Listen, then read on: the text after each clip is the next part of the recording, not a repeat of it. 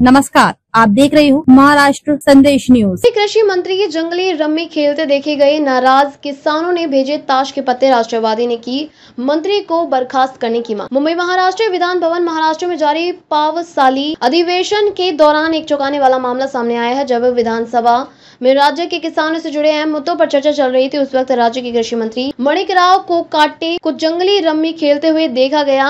यह वीडियो सामने आने के बाद किसान समुदाय और विपक्षी दलों में भारी आक्रोश देखने को मिला। इस घटना की तीव्र निंदा करते हुए राष्ट्रवादी कांग्रेस पार्टी शरद पवार गुट के तालुका अध्यक्ष संजय बगाड़े के नेतृत्व में पार्टी कार्यकर्ताओं ने अनोखा विरोध दर्ज कराया। उन्होंने मंत्री को कांटे का पोच के जरिए ताश के पत्ते भेजे और कहा कि यदि उन्हें पत्ते ही खेलने हैं तो विधानसभा में नहीं, अपने घर पर खेल। संजय बगाड़े ने तीखा हमला बोलते हुए कहा, ऐसे अक्कड़ शून्य मंत्री को महाराष्ट्र जैसे कृषि प्रधान राज्य में किसान जिम्मेदारी सौंपना से तक याचा अपमान आहे। उन्होंने मांग की है कि मंत्री मणिक राव को काटे तुरंत उनके पद से हटाया जाए। इस विरोध प्रदर्शन में संतोष पेसोड़े, रामा कोकरे, उमेश बाभुलकर, मोहन पाटिल, सज्जद खान, मियां खान, महादेव डगे समेत कई राष्ट्रवादी पार्टी के पदाधिकारी और कार्यकर्ता मौजूद थे। सभी ने एक सुर में कहा कि जब किसान संकट में है तब उनका दर्द सुनने की बजाय मंत्री मनोरंजन में व्यस्त हैं। यह लोकतंत्र और किसानों दोनों का अपमान है। या कृषी मंत्र्यांचा निषेध करतो आहे आणि या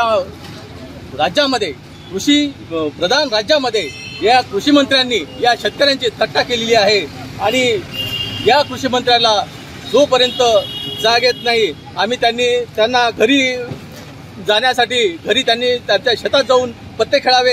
इथे सभागृहात पत्ते खेळण्याची सभागृह नाही आहे, त्यासाठी त्यांना जाग येण्यासाठी आम्ही हे निषेध आंदोलन करत आहे। कृषी मंत्री एक नाही, दोन नाही, 4दा या शेतकऱ्यांची थट्टा केलेली आहे। या कृषी मंत्र्यांनी शेतकऱ्यांची थट्टा केलेली आहे आणि हे या दादांनी सुद्धा या कृषी मंत्र्यांना घरी हकलून दिले पाहिजे। आम्ही जर दादांनी कृषी मंत्र्याचा राजीनामा घेतला नाही तर आम्ही तीव्र स्वरूपात आंदोलन यानंतर करणार आहे।